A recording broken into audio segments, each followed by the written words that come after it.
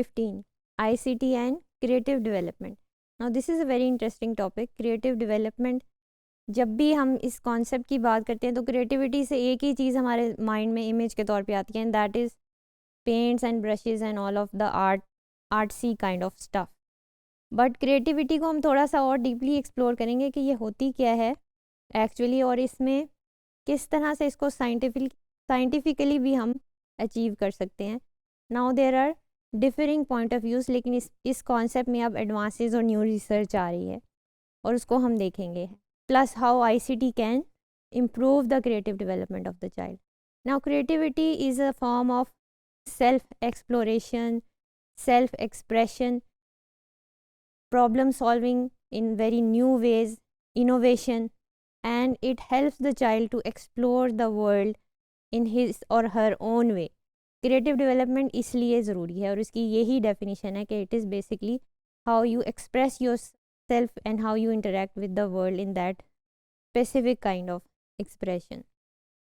अब इस पे एक डिबेट है कि creativity people are born creative और they learn creativity.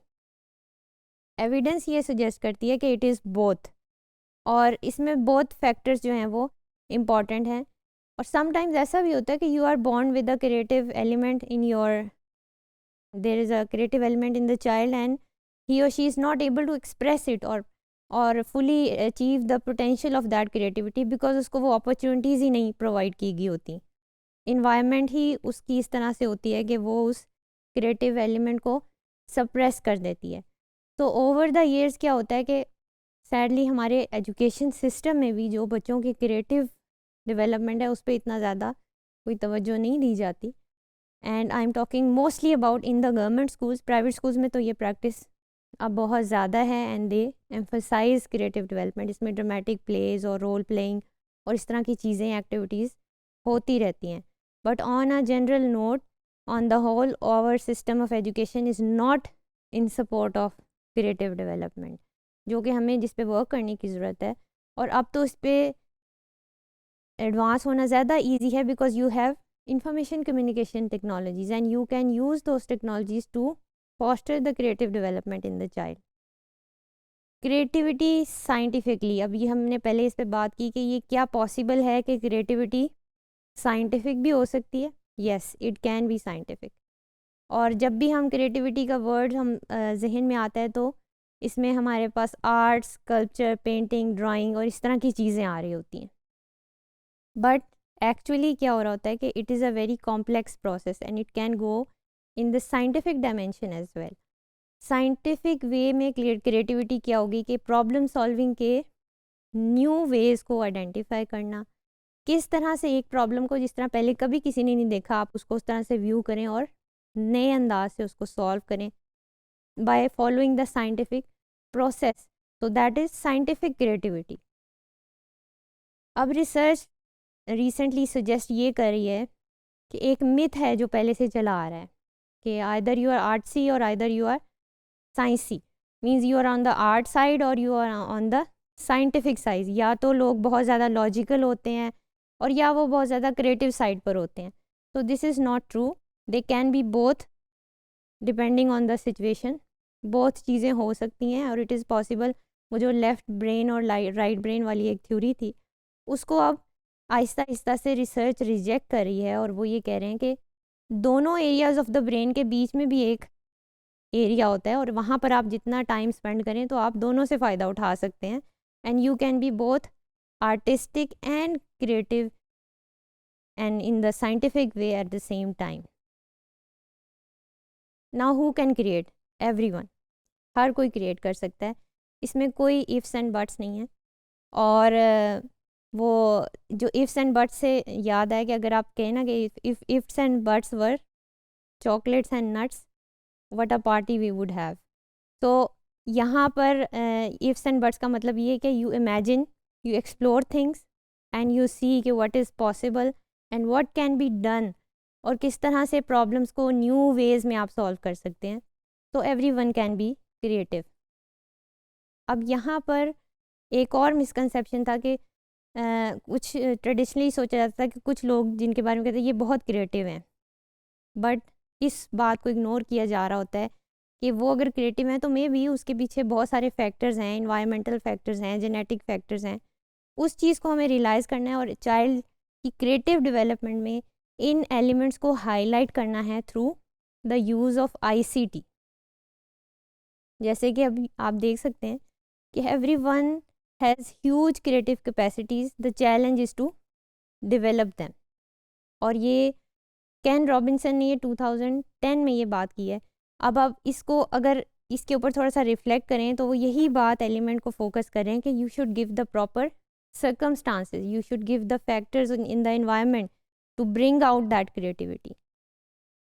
Why do we need creativity? हमें चाहिए क्यों है, क्यों इस स्किल की ज़रूरत है?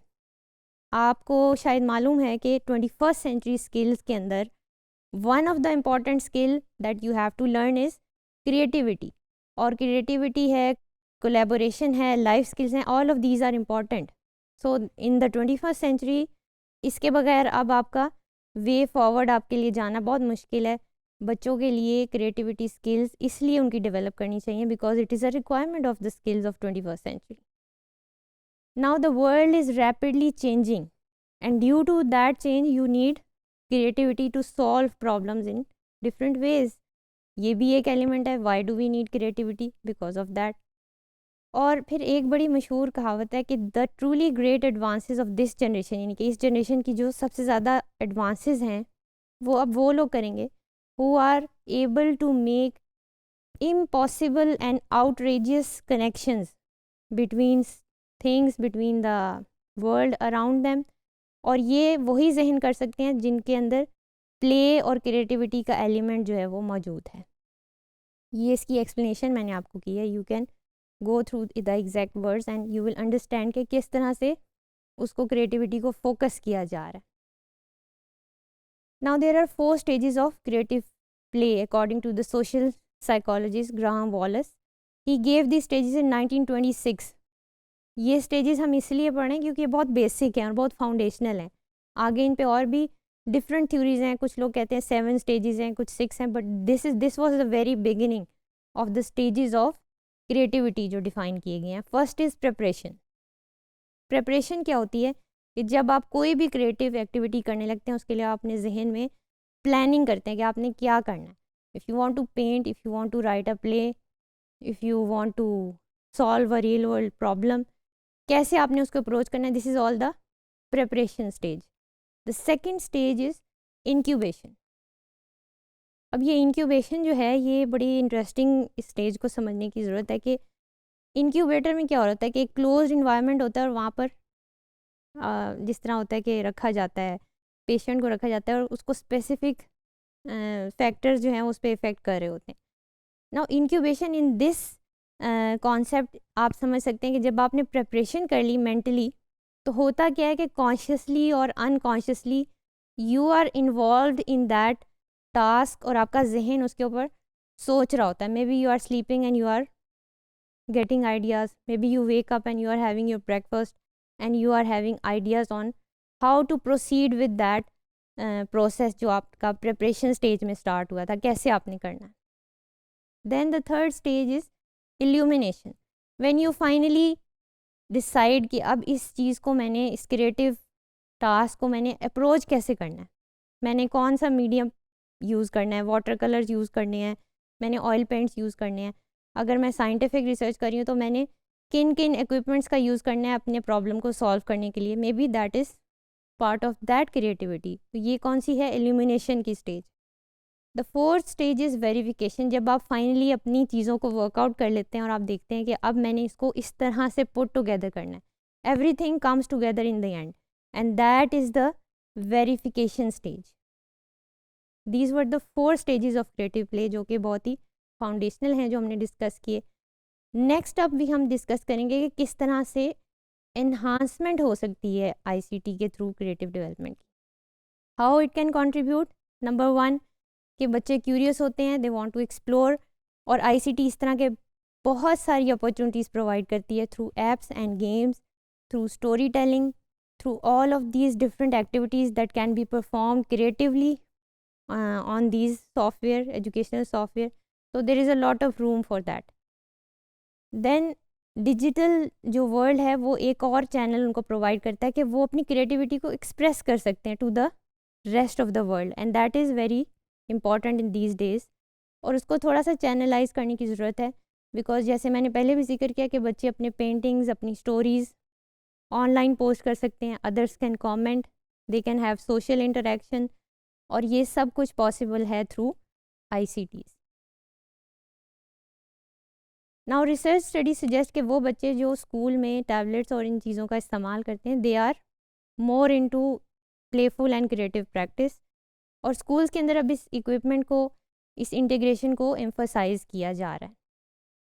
If all of these activities, एक बात हमें जहन में रखनी है कि स्कूल में या घर में ICT को क्रिएटिविटी के यूज़ के लिए हमें as a substitute for other materials नहीं यूज़ करना चाहिए। लेट्स से हम एक एग्जांपल देखते हैं फिंगर पेंटिंग की। Now finger painting, by putting actual paints on your fingers and putting it on the paper and painting with your fingers is a different experience, and making a digital painting is a very different experience. So you should not substitute or replace the real experience with the digital ones, rather you should use the digital experience to enhance the actual experience that they are doing. तो इस बात का हमें ख्याल रखना है।